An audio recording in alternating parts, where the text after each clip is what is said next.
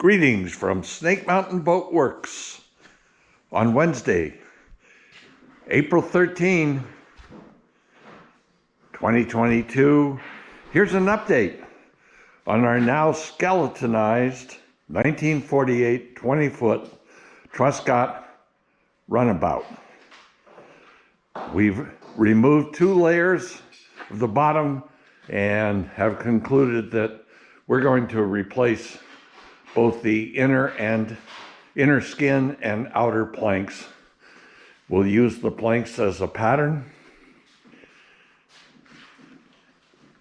and we will lay the inner skin down with individual 6-inch wide, very thin planks cut on an angle so that they will run this way.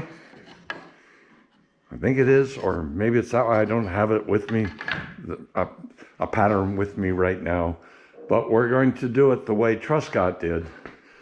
But in the process, we found a little bit of frame rot here or there, but nothing of consequence. All of it can be repaired. But what we've noticed is that Truscott's design, and I would love to compare this to a Garwood 18.5 or 24-foot utility or runabout from the same period. This framing is quite unique in our experience. You'll notice that the frames are, first of all, quite thin. This is a 4x4 piece of mahogany, and the bottom framing, and the framing should be in quotes, is mostly battens. So we start at the transom, and we've got the bottom bow, 3 battens, and a frame. And then we go to 2 battens and a frame. That's because the spacing shrinks between frames, shrinks dramatically. And then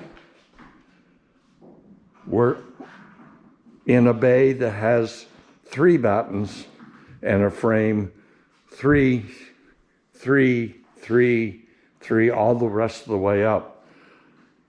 So Truscott designed this bottom to be strong enough to withstand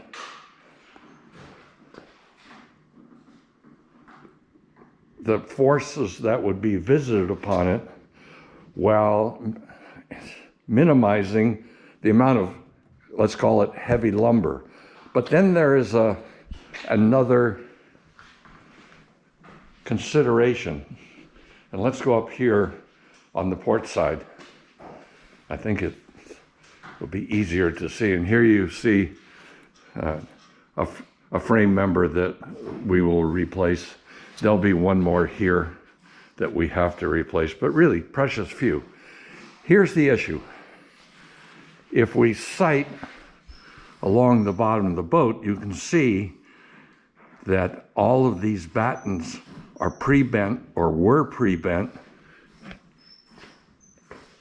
into an appropriate curve. But what's interesting is that they were also designed to float at the transom, at the keel. Now, we're replacing all of these battens. We will use mahogany, although as I look at this, this almost looks like this is oak.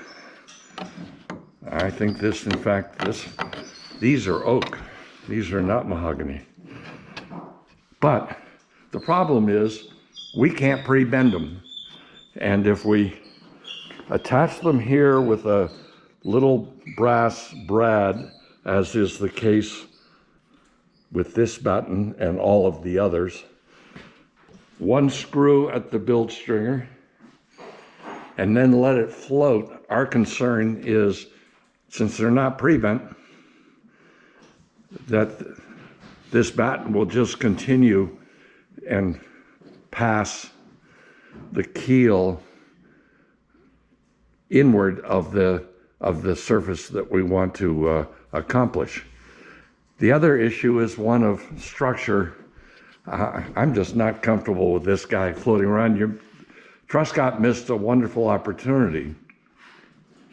If you simply made this batten a bit longer and mortised it into the keel right here, so that you have a fair surface from keel to batten, you also thereby, because you would drive a fastener down in here and then do the same on the opposite side, it would just seem to me that you acquire a whole lot more strength. So we will go through the entire bottom. We're going to be replacing every batten, and we are going to mortise them in to the keel in the process. And that will allow us to avoid situations here. Yes, I know, if we put somebody underneath, as we put the herringbone inner skin down, we could have some poor soul be beneath and hold this up, screw it into the planking, inner planking, and it would be about right. Well, about right's not about acceptable. So we will mortise these in. The inner skin and these battens will be bedded in 5200 as we go along the way, and we have a section of keel here that we'll be needing to do some Dutchman work with. But on the whole, not much grease, actually very little, just enough to be, we can scrape all this off without any trouble. And we'll be taking the chine plank off, of course, and continuing from there.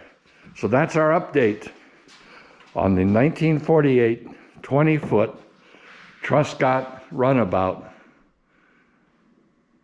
for Wednesday, April 13, 2022. Thank you so much. Bye-bye for now from Snake Mountain Boat Works.